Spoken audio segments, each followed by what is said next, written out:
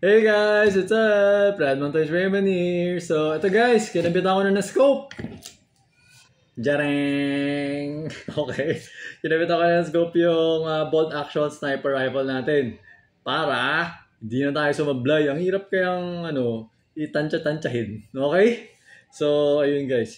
Pero, mamaya siguro try ko kasi medyo umuulan pa.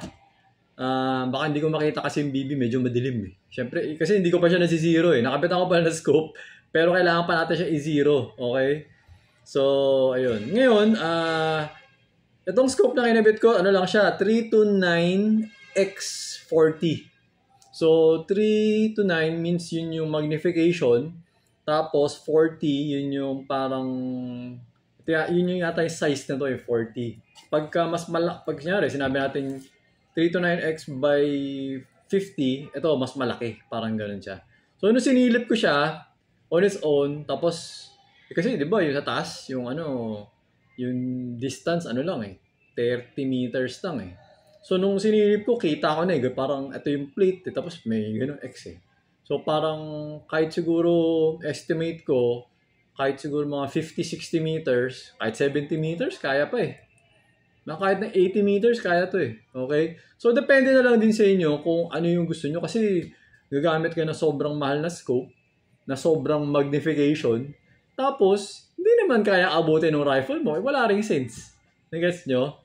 So, ito okay na eh, so far. Pero, tingnan natin the future. Kasi wala na ako space dito. Wala na akong...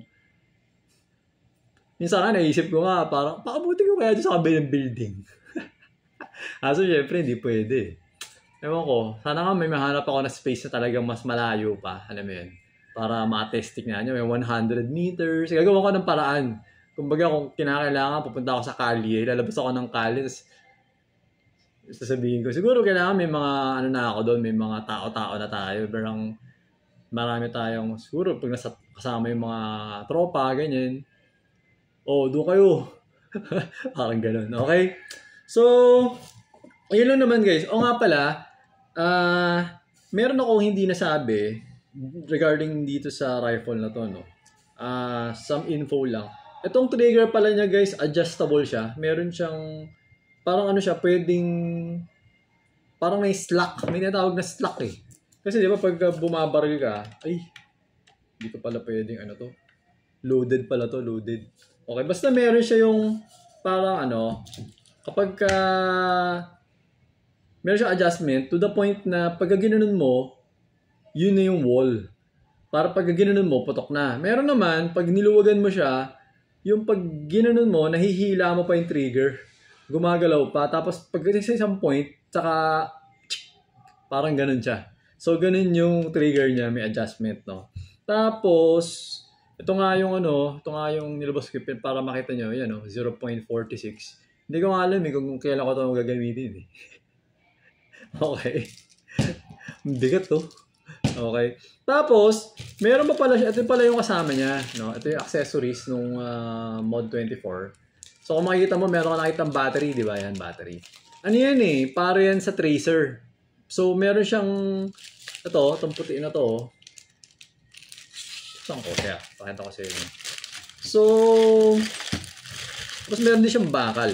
Ito para yata to sa, parang kakabitan mo yung sling, yung strap. Yun, ito yun eh. Ito yun. Tapos, meron siyang mga loader, mga BB loader. Ito, pero hindi ko naman ginagamit ito eh. Ginagamit ko yung parang ito eh, sinahawakan ko lang siya, ginaganon ko lang. Hindi ko ginagamit eh. Ito. So, meron siyang ganito guys LED to eh. So, kapag meron kang tracer BB, pwede mo gamitin to. Ikakabit mo dun sa, ito ikinakabit to dun sa may magazine. Teka lang, wait. Saan may magazine? Buksan. Pakita ko sa inyo. Ayan, ganyan. So, kinakabit yung LED dito sa ilalim. Nakalagay yan dyan. Kaya, dito sa loob.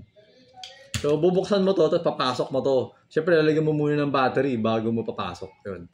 So, ganun siya.